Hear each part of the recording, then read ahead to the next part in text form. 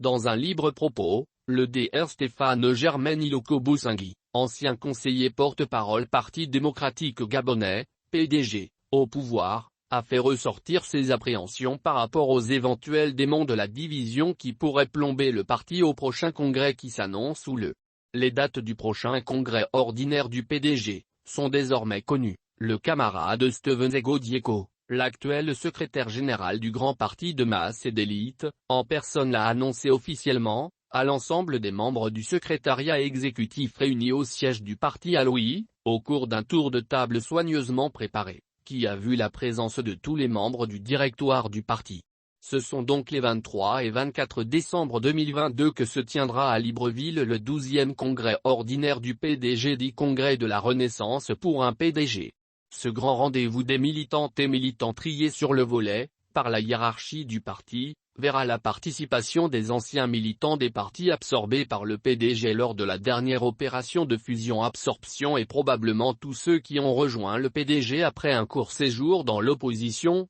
qui ont joué assurément un rôle déterminant dans les résultats des élections présidentielles de 2016, mais sans les anciens membres du secrétariat exécutif débarqués lors du dernier réaménagement du 9 mars 2022, alors qu'ils partagent avec l'équipe en place la responsabilité de la mise en œuvre des 2R, expression de la volonté du DCP tirée des conclusions du 11e congrès ordinaire du PDG. D'abord annoncé pour décembre 2021 puis reporté synodie. Ces assises se tiennent 5 ans et 13 jours après le 11e congrès dit Congrès de la régénération et de la revitalisation, 9 mois après le renouvellement de plus de 95% des effectifs de l'exécutif du parti de masse, 9 mois avant la prochaine présidentielle que le PDG souhaite remporter avec la plus belle des manières, pour tordre le cou à ses détracteurs, prendre sa revanche sur tous ceux qui ne vendent plus cher sa peau et permettre à son président, le DCP Ali Bongo Ondimba, de poursuivre sereinement son ambitieux programme basé sur la consolidation de l'unité nationale,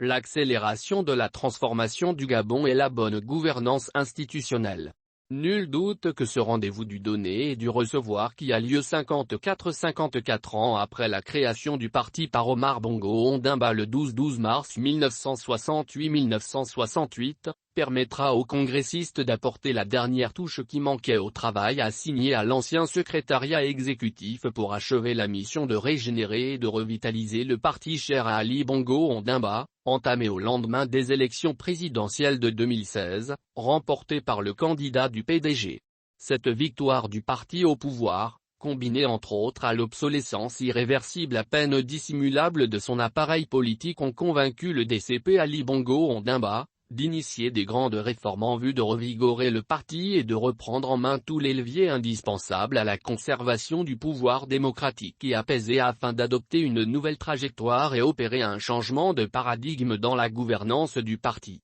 Ces mutations, rendues inévitables par les nouveaux défis au centre desquels se trouve la jeunesse qui représente 55% de l'écosystème politique et dont la prise en compte des préoccupations devient de plus en plus urgente. Les femmes socle de notre société avec 60% de la population active, ces femmes demandent davantage un traitement équitable. Le nouveau style de travail, basé sur la concertation et la consultation. La réappropriation des réflexes favorisant une prise en compte des choix de la base. Les conclusions de ces assises sont très attendues par la classe politique qui espère voir le sillon de ce que sera l'image du parti pour les 5 prochaines années mais aussi et surtout le visage des prochaines consultations électorales après le raz-de-marée des dernières élections législatives et locales d'octobre 2018 où l'opposition a totalisé moins de